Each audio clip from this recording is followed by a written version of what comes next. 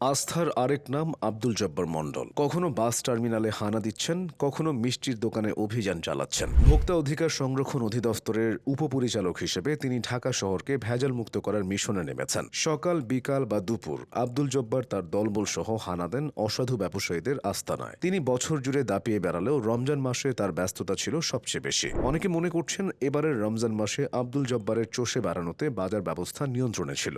বাসের টিকিট নিয়ে কারসাজি বা খাবারের অতিরিক্ত দাম, সমস্যা যেটাই হোক না কেন আব্দুল জব্বার মণ্ডল ও তার টিমের চোখের আড়াল করার সুযোগ নেই। তেরে ফুরে নয়, তিনি ঠান্ডা মাথায় ধীরে সুস্থে অভিযান পরিচালনা করেন। জরিমানার সময় ব্যবসায়ীদের ব্যাখ্যা করে বুঝিয়ে দেন কেন জরিমানা করা হচ্ছে। ফেসবুকে ছড়িয়ে পড়া তথ্য অনুযায়ী ভোক্তা অধিকারের সদা হাস্যোজ্জ্বল এই কর্মকর্তা পড়াশোনা করেছেন কুষ্টিয়ার ইসলামী বিশ্ববিদ্যালয়ে। তিনি ইবির ইংরেজি বিভাগের শিক্ষার্থী ছিলেন। কর্মজীবনে আব্দুল জব্বার মণ্ডল কখনো আপোষ করে চলেন না। 5 আগস্টের পর থেকে দেশের গুরুত্বপূর্ণ সব পদে পরিবর্তন এসেছে, তবে নিজের সততা ও নৈতিকতার জন্য আব্দুল জব্বার মণ্ডলের চাকরিতে কোনো সমস্যা হয়নি। তিনি অত্যন্ত সাদাসিধে জীবনযাপন করেন। নিজের পাশাপাশি তিনি ভোক্তা অধিকারের নাম উজ্জ্বল করেছেন। একটা সময় ভোক্তা অধিকারের নাম শুনলেই সাধারণ মানুষের চোখে মুখে অনাস্থার চিত্র ফুটে উঠত। তবে বর্তমানে আব্দুল জব্বারের মতো নিষ্ঠাবান কিছু কর্মকর্তার কারণে সেই চিত্র বদলে গেছে। ভোক্তা অধিকার সংরক্ষণ আইন 2009 এর মাধ্যমে জাতীয় ভোক্তা অধিকার সংরক্ষণ অধিদপ্তর প্রতিষ্ঠা করা হয়। যে কোনো ভোক্তা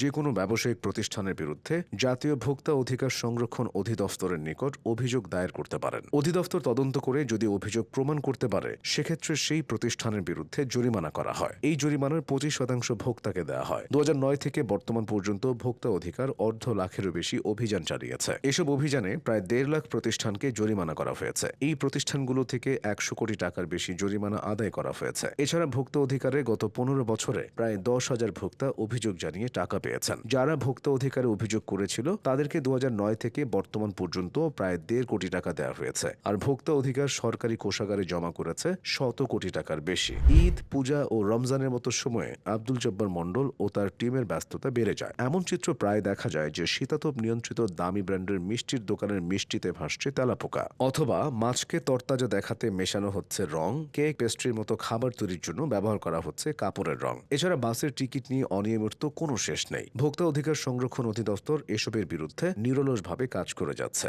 অনেক জায়গায় খাবারের দাম অতিরিক্ত রাখা হয়। 20 টাকার চা বিক্রি করা হয় 230 টাকায়। ভোক্তা অধিকারের কর্মকর্তারা এসব জায়গায়ও নিয়মিত হানা দেন। বাংলাদেশের প্রতিটি বিভাগের প্রায় প্রতিটি জেলায় ভোক্তা অধিকারের সেবা পাওয়া যাচ্ছে। দেশের যে কোনো ভোক্তা চাইলে ভোক্তা অধিদপ্তরের সেবা নিতে পারবে। এক্ষেত্রে অভিযোগ জানাতে হবে। ফ্যাক্স, ইমেল, ওয়েবসাইট ইত্যাদি ইলেকট্রনিক মাধ্যমে অভিযোগ জানানো যাবে। তবে অভিযোগ জানানোর জন্য কিছু নিয়ম মানতে হবে। দায়েরকৃত অভিযোগ অবশ্যই লিখিত হতে হবে। অভিযোগের সাথে পণ্য বা সেবা ক্রয়ের রসিদ যুক্ত করতে হবে। অভিযোগকারীকে তার পূর্ণাঙ্গ নাম, পিতা ও মাতার নাম, ঠিকানা, ফোন, ফ্যাক্স ও ইমেল যদি থাকে এবং পেশা উল্লেখ করতে হবে। একটা সময় বাংলাদেশের মানুষ ভেজালমুক্ত পণ্য কিংবা প্রতারণাহীন সেবা পাওয়ার অধিকারের বিষয়টি জানত না। ভোক্তা অধিকার সংরক্ষণ অধিদপ্তর এই বিষয়টি নিয়ে কাজ করছে। তাই ভেজালের বাজারে সাধারণ মানুষের ভরসা বলতে আছে এই ভোক্তা অধিকার সংরক্ষণ অধিদপ্তর। আর আব্দুল জব্বার মণ্ডলের মতো কর্মকর্তা ভোক্তা অধিকারের প্রতি সাধারণ মানুষের আস্থা মজবুত করছেন।